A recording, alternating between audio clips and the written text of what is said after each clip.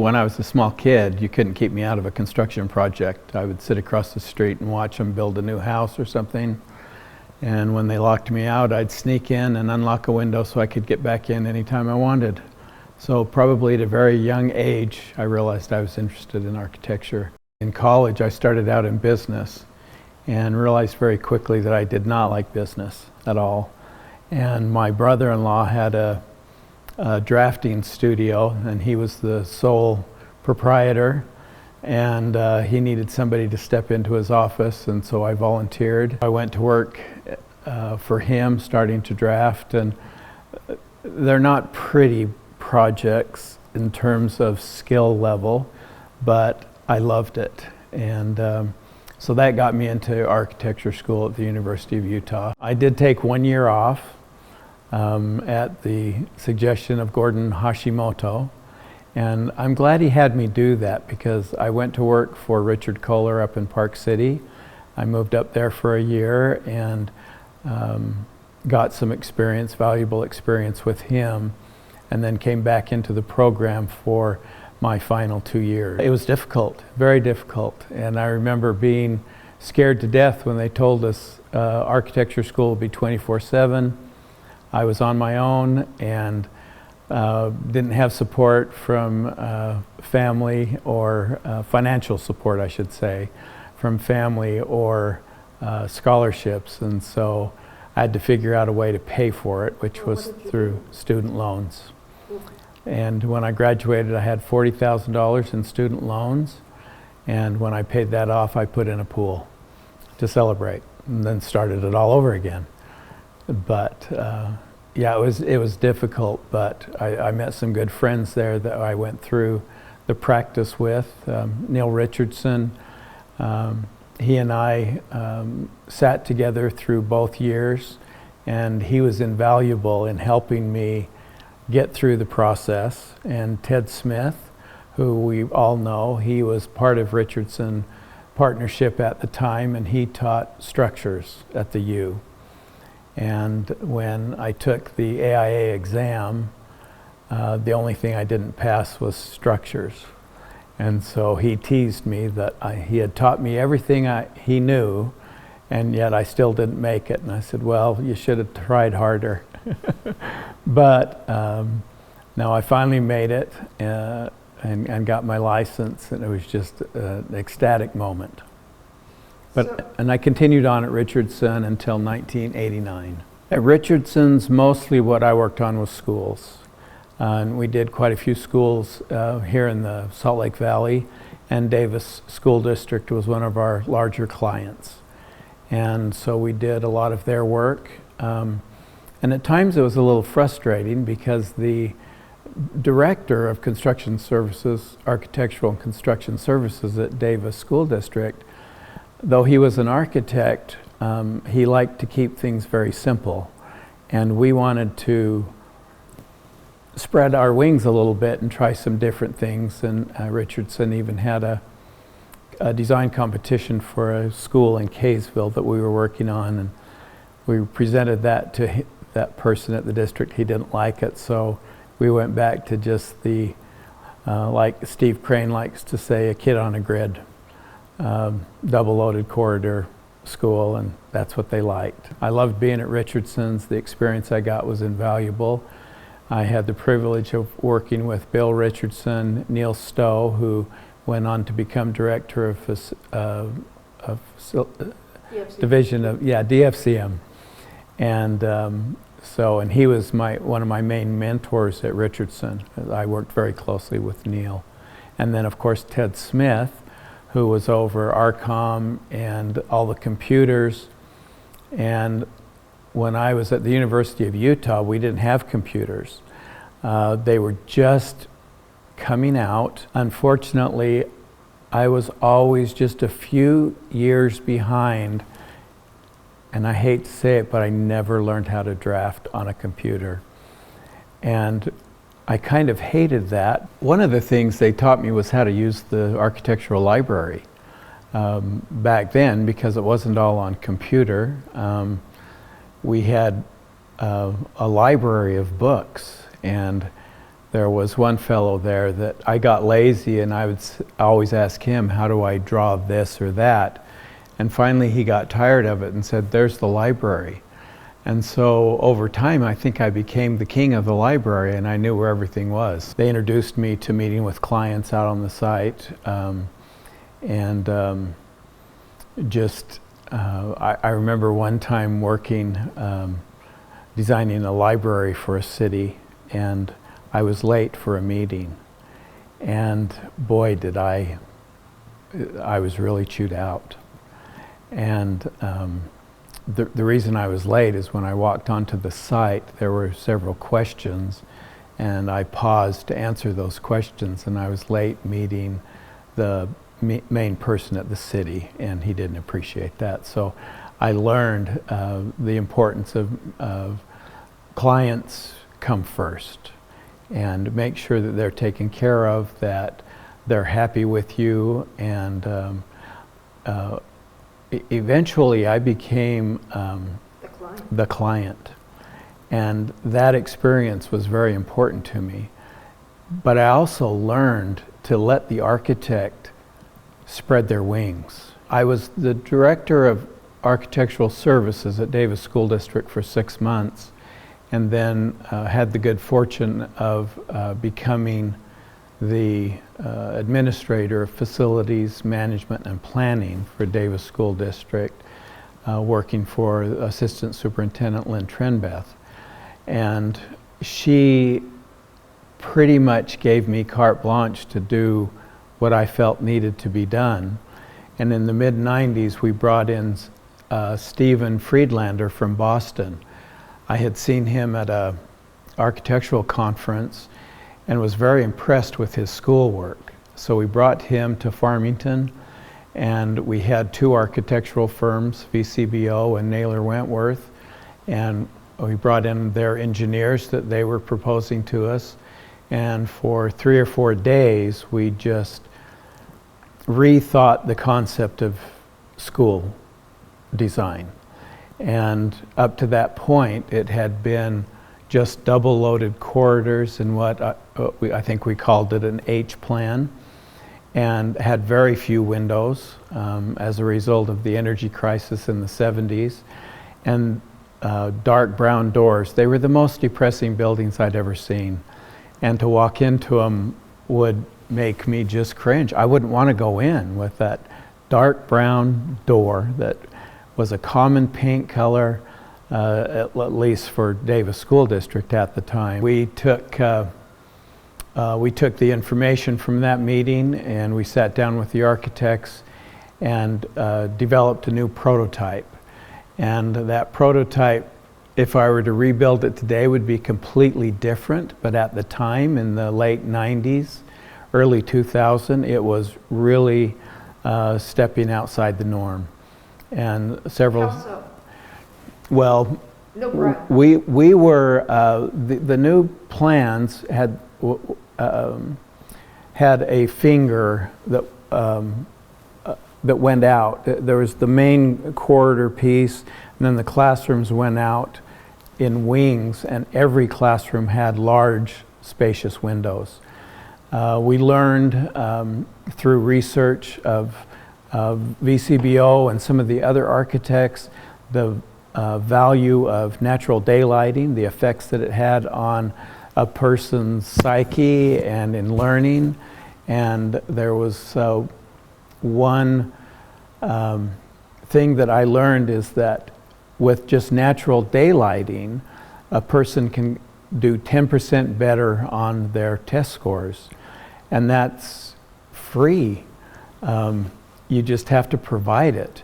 And so that first prototype had open ceilings, and I remember when we took the board in, they were upset that they had given us so much money, and at the time $87 a square foot, and we couldn't afford ceilings. So we had to go back in and put the ceilings in, which I think was unfortunate. But those ceilings, I'll tell you, all that structure and pipework had the prettiest paint on it, and it's too bad we covered it up.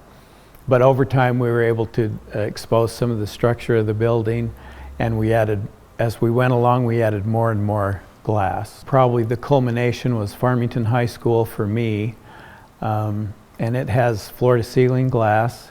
And this was at a time when school shootings were quite frequent, and that floor-to-ceiling glass was just causing a lot of angst with not only my bosses, but some of the local law enforcement. So we brought in a group out of Georgia to come and evaluate Farmington High School, and we also invited Farmington City Fire and Police. And I remember standing outside the building, and the police said, "You will never sell me on the safety of this building." And I said, "Well, wait until you go through it."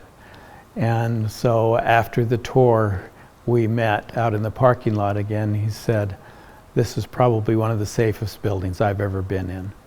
We even went so far as to get samples of the glass. I remember we had 12 samples of glass, and we took it out to a shooting range, and the superintendent was able to shoot that glass, and the police even couldn't get through that glass with some of the tools that they had at their disposal to breach the glass to get in. I think the group out of Georgia was the Shooting Institute, and they said it was one of the safest schools in the country.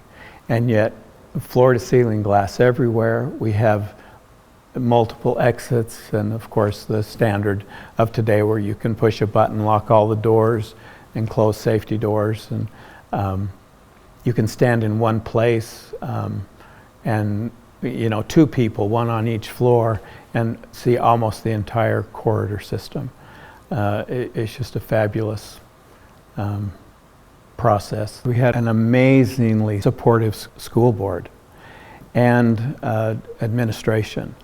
It wasn't hard to sell these things to them, and quite honestly, I'm a little bit surprised at how little we were challenged. We had a post-occupancy meeting at one of the elementaries that were designed in the late 90s, and I had two goals. One was I always wanted children to want to go to school, to not be afraid to go in that front door, and that so that they just wanted to be there. And then another one's kind of silly, but I wanted the media center brought out to the front of the building.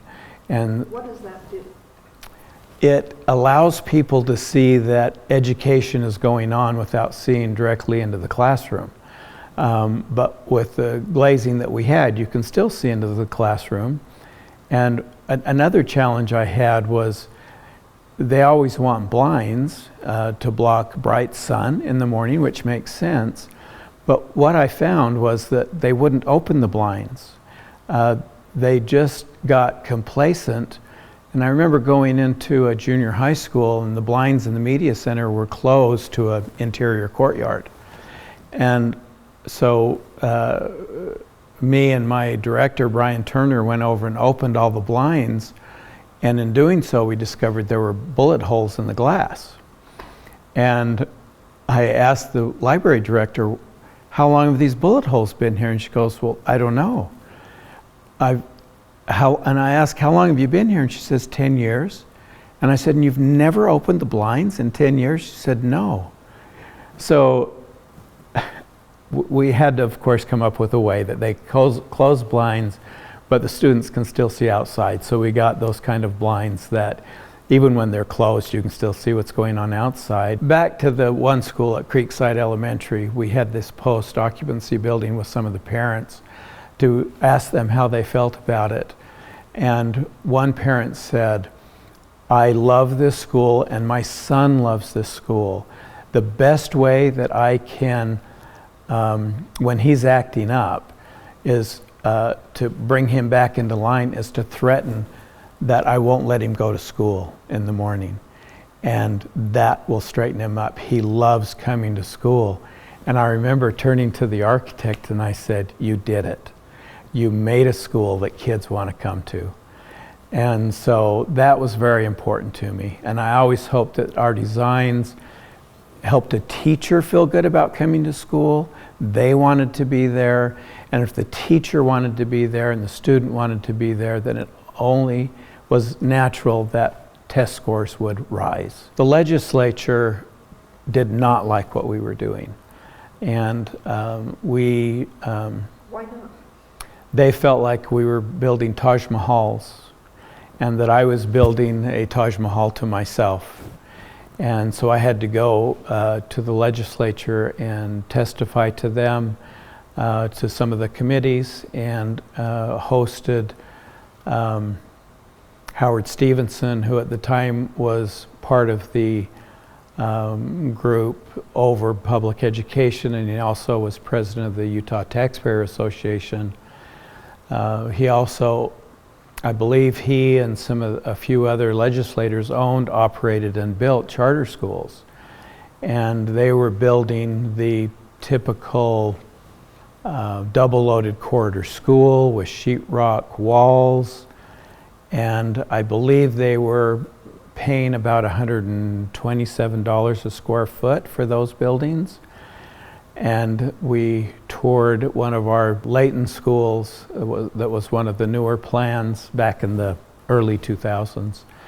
And we had built that for about $30 a square foot less than the charter schools. Now, of course, today those numbers are probably over 400 a square foot, but that's not because of our design. What we discovered was good design doesn't have to cost more. It just means your architect has to think more. And the engineers that we had, who I really felt like they enjoyed working for us because they got to design things, and the things that they came up with for mechanical and for electrical and for the design of the building, the lighting, everything was just amazing. And that was right partway through my career is when LED lighting started to come out, and so we started to utilize that, and it was still a relatively new technology, but the opportunities that it gave us was just amazing. We did the ground source heat pumps, and I think Davis School District probably has more zero energy schools than any organization in the state, if not the nation. We've got several zero energy schools, including Farmington High School. That saves the taxpayer millions of dollars. And the good news about that is that the money that is spent on utilities, what is saved goes into teacher salaries.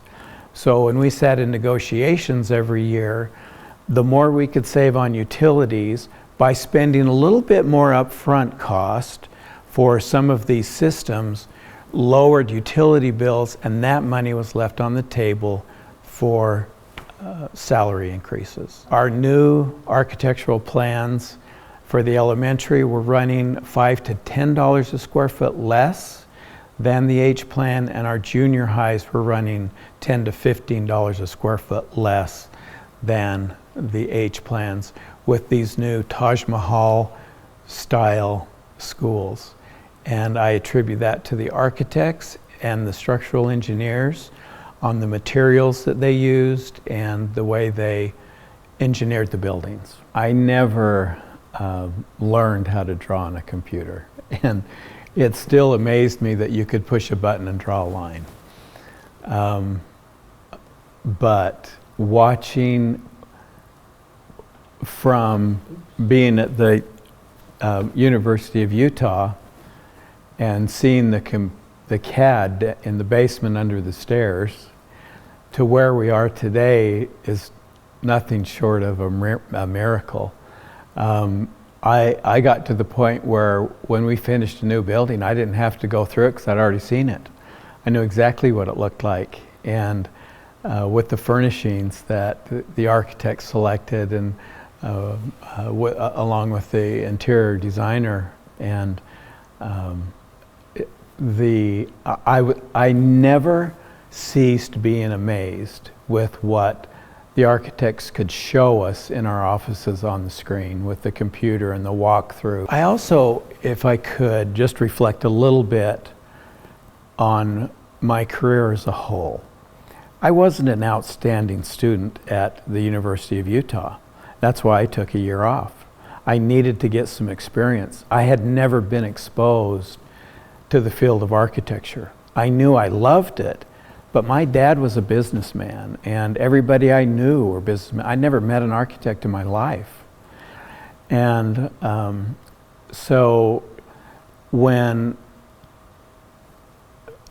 I graduated from the University of Utah and was working with Richardson's, and I knew how to draft and do that kind of thing, but they had offered me an opportunity to become a principal. And that really scared me, because I knew a principal had to bring in work, and that meant being a stellar salesperson. And I was not a salesperson. I'm very sensitive. You tell me no and I'll feel really, really bad. And so I didn't know how to go out and find clients. So when Davis School District called me and offered me a position to come with them and be the person that they would work with, I jumped at the chance. And so I kind of learned from that not every architecture student needs to become a Mies van der Rohe or somebody. You can also become an important part of the process by being an administrator somewhere. There are still a lot of school districts who do not have architects over their construction, and I really think that's a travesty. Architects need to be involved, and they need to be heavily involved. One of the highlights of my career was in 2014 when I was inducted into the College of Fellows, and that was just stunning to me. It took 2 years to get it. The first year we didn't make it, and I didn't care. I was busy feeling sorry for myself.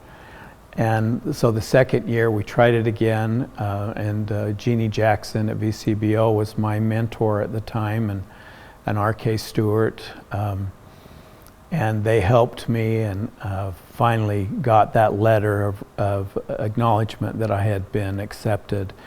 And I just read it again this morning. It brought back some really good memories.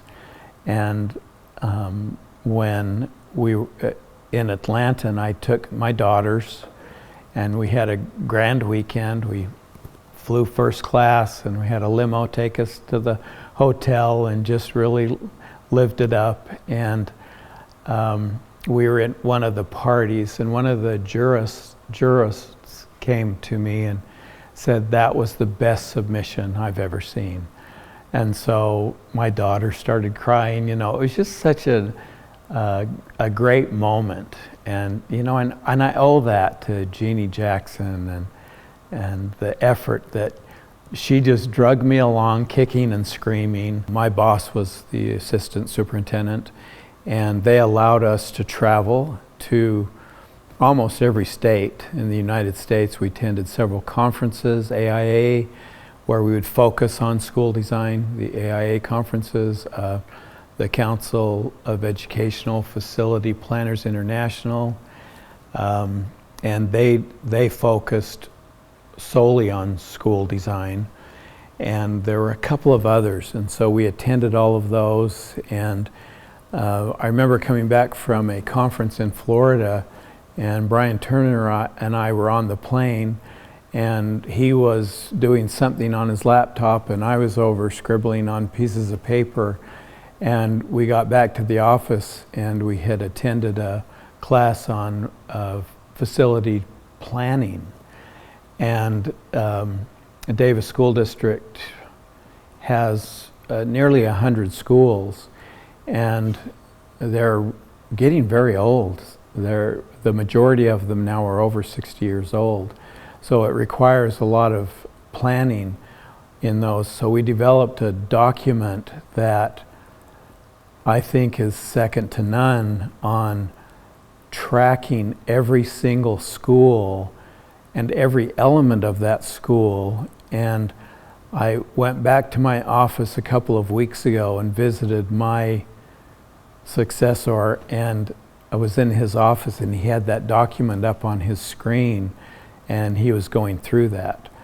And it took us a couple of years to get it developed, but that became the Bible for us. So when we needed to go out for a bond, those who were selling the bond could use that document to show the need. And whenever we spent money to either replace a school or do a major renovation to a school, you could look at that facility planning document and see why it needed to be replaced. Wow, that's a very difficult question. I think managing costs was very important, and discovering that our new design was within our budgets. Selling daylighting. And again, Jeannie helped me with that. I have to credit her because she did a lot of the research. I just read it when she would pass it on to me, and then we would implement it together. Knowing that students wanted to go to the buildings we built, that teachers were happy. I wanted the teachers to be happy because I can't believe what they do. It is just amazing. And sometimes, unfortunately, we had to take them along kicking and screaming. And I've still got one school, Shoreline Junior High School in Layton, that every time I turn the corner and see that school, I get goosebumps. I think it's beautiful. And I know what's on the inside as well that is just beautiful. And it did not cost an arm and a leg. It was built within a reasonable budget of what school buildings cost. Let me tell you what I like the least, and that is the selection process is can be very emotional, because you are selecting. Utah has some of the best architects ever, and when you're trying to select an architect, we tried to be as fair as possible. And I know some firms feel like we weren't, but to overcome that, we would select a committee that could outrank us or outvote us, us being me and my director. And oftentimes we would, maybe we weren't supposed to do this, but we would discuss who we wanted to work with on that project, but we wouldn't get them. We would vote for them, but we wouldn't get them because the committee would select someone else. So, and that marketing process of a firm is so important. Oftentimes, especially if you've got a non-expert committee selecting the firm, they're going to be sold on what the marketers present. And those coming to the presentation, and some of them can be somewhat uncomfortable. And I noticed with one of the firms, who was one of the top firms in Utah and probably the nation, those who came to us were so nervous that they didn't present well. And it kind of hurt them. So getting experience in that is very important. And feeling comfortable with the client is very important. What I liked best was just the reaction from our students, from the parents, and just when I could go to an open house. We went to an open house in Clearfield for a new elementary school for an underserved group of people. And when they walked in, their jaws dropped and they could not believe that this was for them. And one of the elements in that school was a fireplace with a really comfortable seating around that fireplace, so that when mom and dad came in to meet with the principal, they could sit in front of that fireplace, have a cup of coffee or something, and wait for the principal. And it was a homey place. You are going to love the business. It is so rewarding. You get to see what you imagine in your mind.